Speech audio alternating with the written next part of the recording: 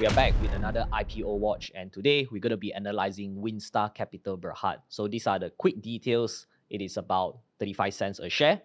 This would derive a market cap of around 101.5 million, and they will be listing in the ACE market.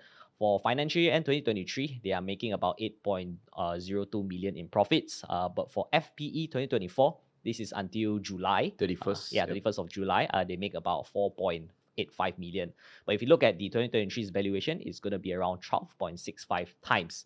And we're going to be going into deeper about their business, their prospect, risks, and so much more. So stay tuned. Too busy to find stock ideas? Check out Fire Pro to shortcut your research time and effort by 90%. 10% off link in the comments and description. Okay, so we start off with the business. MJ, what do they do? All right, so this is a brief overview. I think most companies in the world are part of, all companies in the world are part of a value chain or an industry value chain.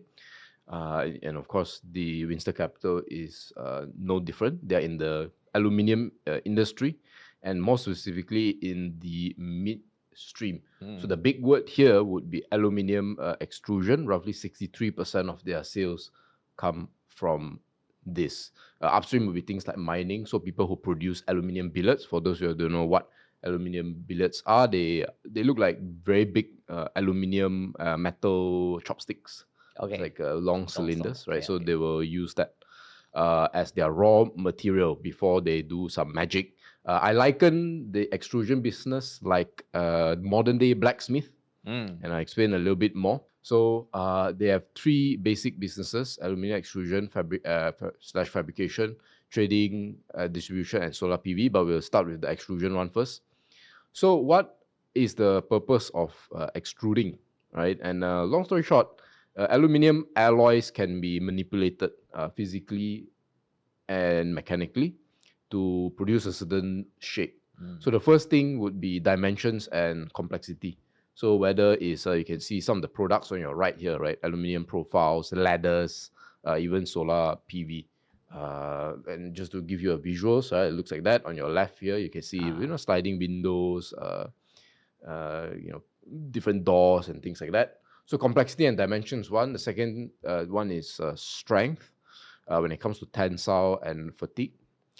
Corrosion, right? That helps prevent or slow down corrosion. And then, of course, you have heat when it comes to conductivity and dissipation. It actually improves it, right? The extrusion process. And last, it's about smoothness. So when you touch aluminium products, you tend to feel, a little bit smooth. Yeah. So that's what how extrusion actually contributes to this. But I think the big one is that it can be manipulated in terms of the shape and of course the surface. So their product already can kind of tell that they are serving the contractor and also the property developers.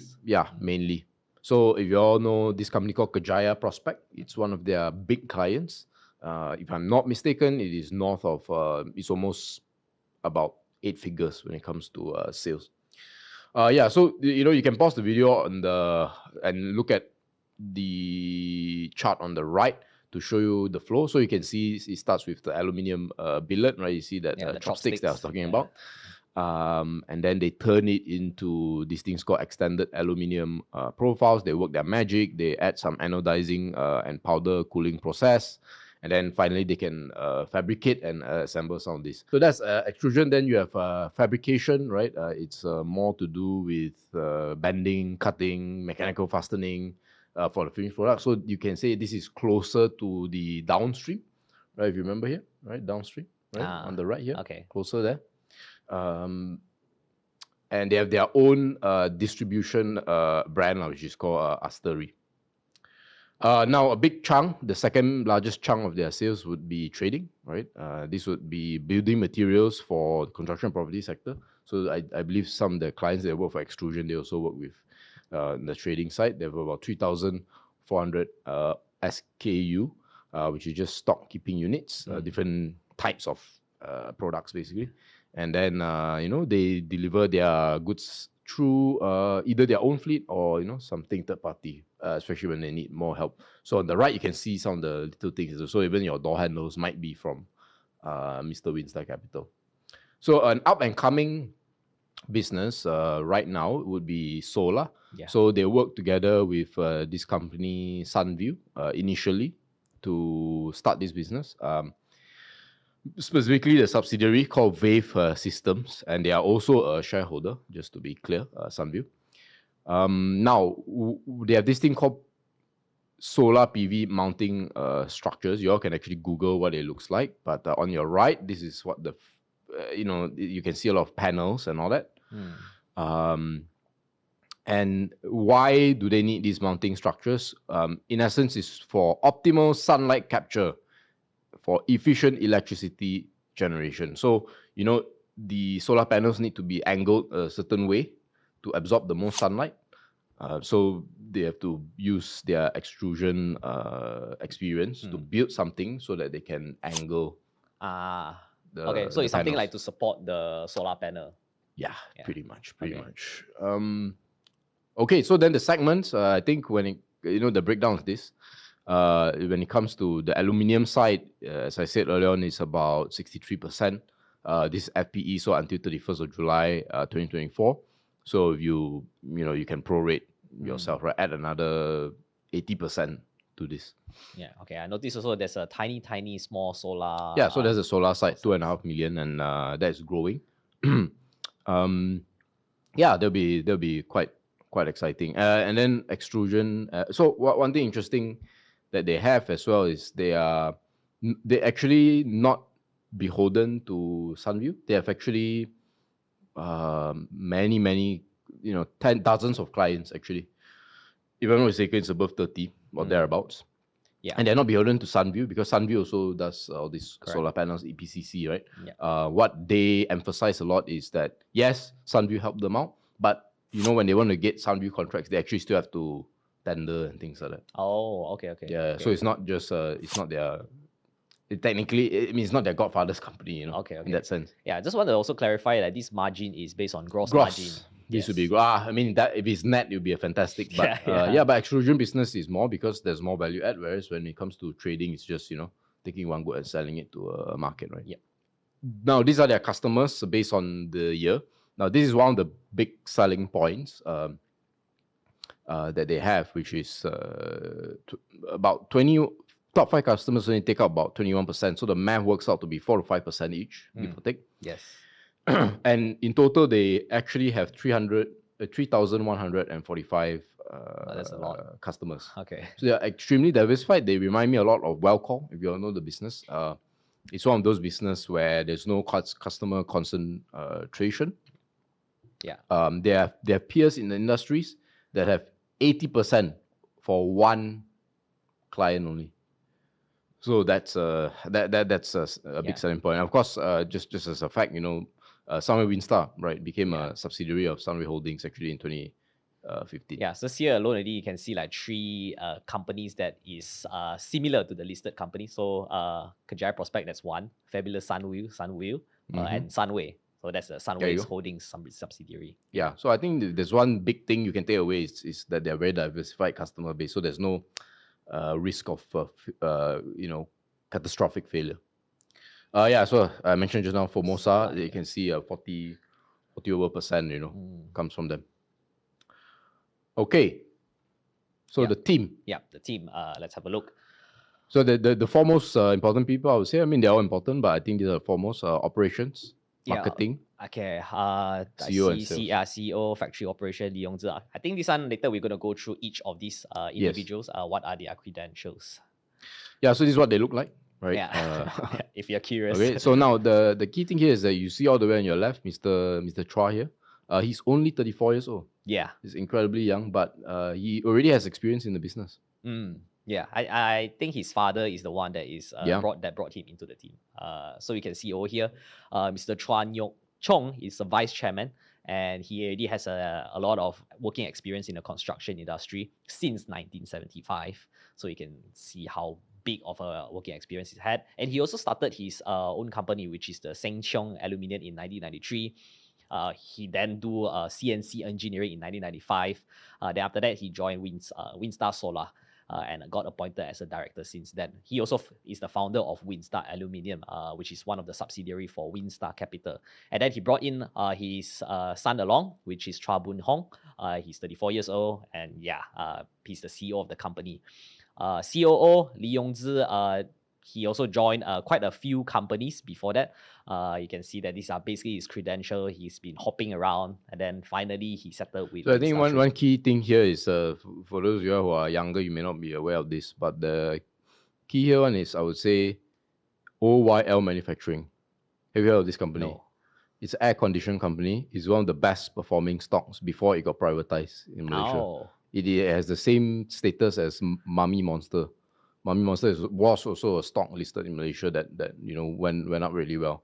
And OYL is another where, back in the day when more malls were being built, so they would have more air conditions. Yeah. Too busy to find stock ideas? Check out Fire Pro to shortcut your research time and effort by 90%. 10% off link in the comments and description.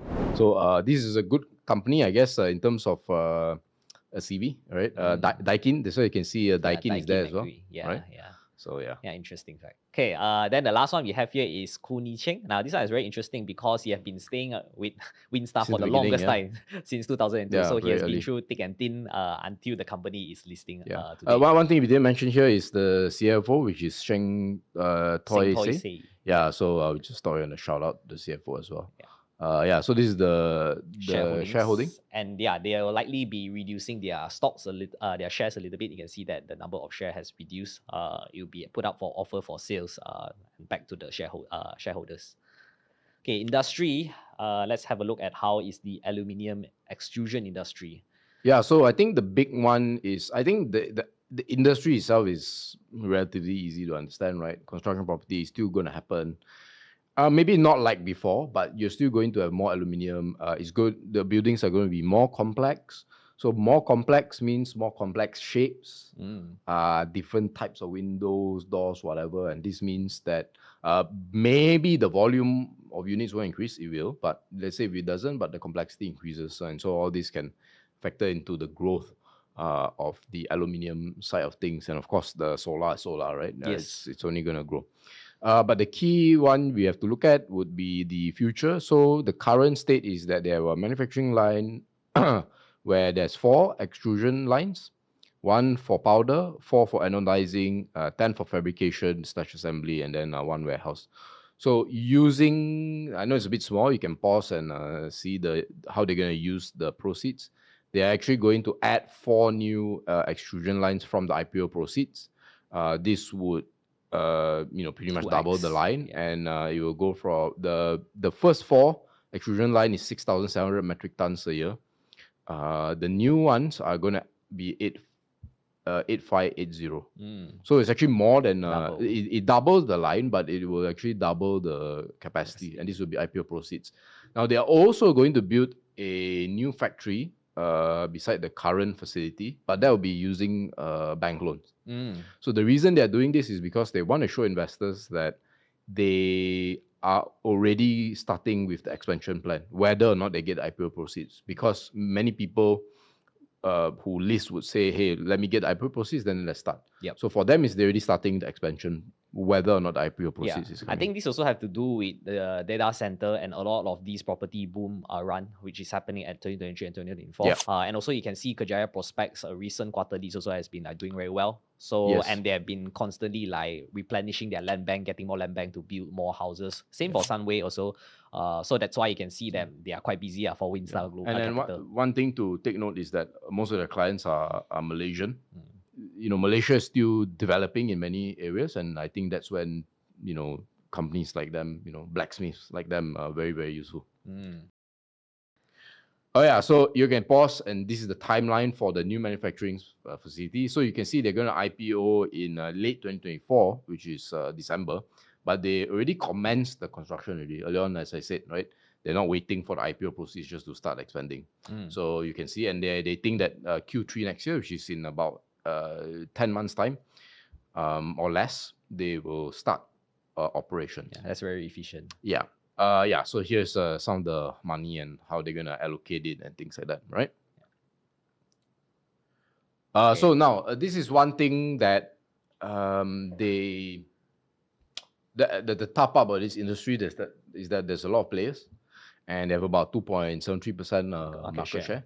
So they are in the process of building a moat. They don't have it yet, but that's fine. I mean, how many 100 million ringgit companies actually have a moat?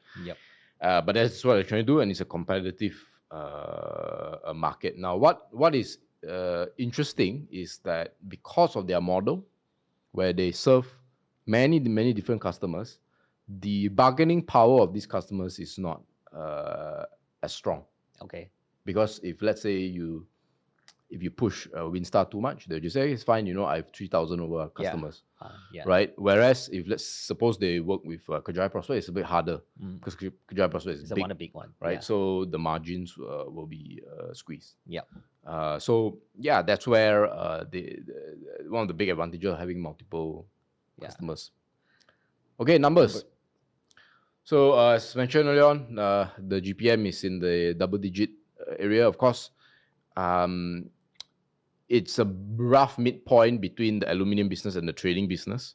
So, you can say the trading business actually drags the margin down. FY 2024, it looks like it's going to be outperforming 2023. Yeah, I mean, if you prorate it. Yeah, if you analyze it, yes, it is. Of course, the only thing is that, it's experiencing a little bit of negative cash flows. But they are also net debt. So this is, I wouldn't say it's a big risk, but certainly something for everyone to look at. They have to service interest.